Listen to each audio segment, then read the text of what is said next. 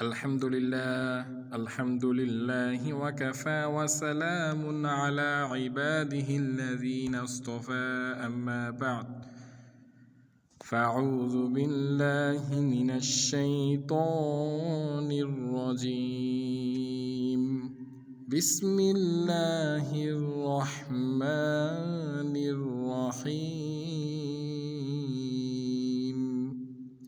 وأقيموا الصلاة وآتوا الزكاة واركعوا مع الراكعين صدق الله مولانا العظيم وصدق رسوله النبي الكريم الحمد لله الله تعالى المهربان যেই মহান আল্লাহ সুবহানাহু ওয়া তাআলা আমাদেরকে একত্রিত হওয়ার তৌফিক দান করেছেন এবং আমাদেরকে একটি দ্বীনি বিষয় আলোচনা করার তৌফিক দান করেছেন। সর্বপ্রথম আমি আল্লাহ পাকের দরবারে শুকরিয়া আদায় করি। অতঃপর যারা আমাকে এখানে দাওয়াত দিয়ে এনেছেন এবং কিছু কথা বলার জন্য সুযোগ করে দিয়েছেন, আমি তাদেরকে অন্তঃস্থল থেকে ভালোবাসা ও কৃতজ্ঞতা আদায় করছি। আজকে আমাকে যে বিষয়টা বলার জন্য বিশেষভাবে অনুরোধ করা হয়েছে সেটা হলো, স্বাভাবিকভাবেই আমরা যারা মসজিদে এসে নামাজ পড়ি, 5 ওয়াক্ত নামাজের জন্য আজান হয়, মসজিদে জামাত হয়, তো কিভাবে আমরা প্রথম কাতারে এসে বসতে পারি এবং প্রথম কাতারে নামাজের গুরুত্ব কি, এই বিষয়টি আমাদেরকে আলোচনা করার জন্য বলা হয়েছে।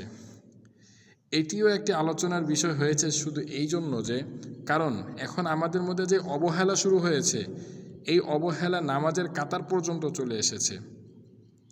সত্যি কথা বলতে আমরা অনেকেই মসজিদে আগে চলে আসি, কিন্তু এরপরেও শয়তানের ধোঁকাবশত অথবা নিজের গাফলতি ও উদাসীনতা বশত আমাদেরকে নামাজের কাতারে দাঁড়াতে হয় শেষে।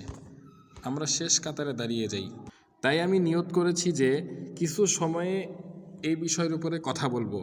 আল্লাহ তাআলার সন্তুষ্টি অর্জনের অন্যতম গুরুত্বপূর্ণ ইবাদত হচ্ছে নামাজ।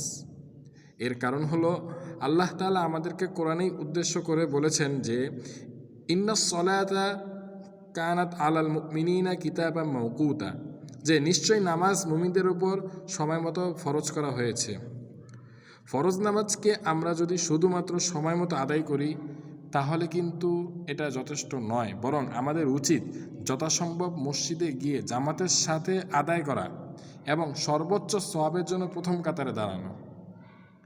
আমরা বুঝতে পেরেছি যে জামাতের সাথেও নামাজ আদায় করতে হবে, আবার সর্বোচ্চ সওয়াবের ভাগিদার হওয়ার জন্য প্রথম কাতারে দাঁড়াতে হবে। কারণ প্রথম কাতারে দাঁড়ানোর অনেক ফজিলত হাদিসের মধ্যেই বর্ণনা করা হয়েছে। প্রথম কাতারে অবস্থান করা শুধু শরীরের জন্য না, বরং আমাদের মন ও হৃদয়কে আল্লাহর নিকট আরও কাছাকাছি নিয়ে আসার জন্যই আমাদের প্রথম কাতারে দাঁড়ানো উচিত। আমরা অবহেলা করে পিছনের কাতারে দাঁড়াবো না, বরং সামনের কাতারে যাওয়ার জন্য আপ্রাণ চেষ্টা করব। এখন সামনের কাতারে যেতে হলে অবশ্যই মসজিদে আগে আগে আসতে হবে, আর আগে আগে এসে সামনের কাতারে অবশ্যই আমরা বসবো।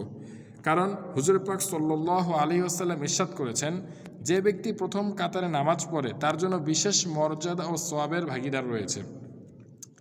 হাদিসটি সহিহ বুখারীতে এসেছে। আবার এই বর্ণিত মর্যাদা কেবল শরীয়তের দিক থেকেই নয়, আমাদের আধ্যাত্মিক উন্নতি ও ঈমানে দৃঢ়তার জন্য অপরিহার্য। দুর্ভাগ্যবশত অনেকেই মসজিদে এসে প্রথম কাতারের গুরুত্বকে অবহেলা করে পিছনের সারিতে অবস্থান গ্রহণ করেন।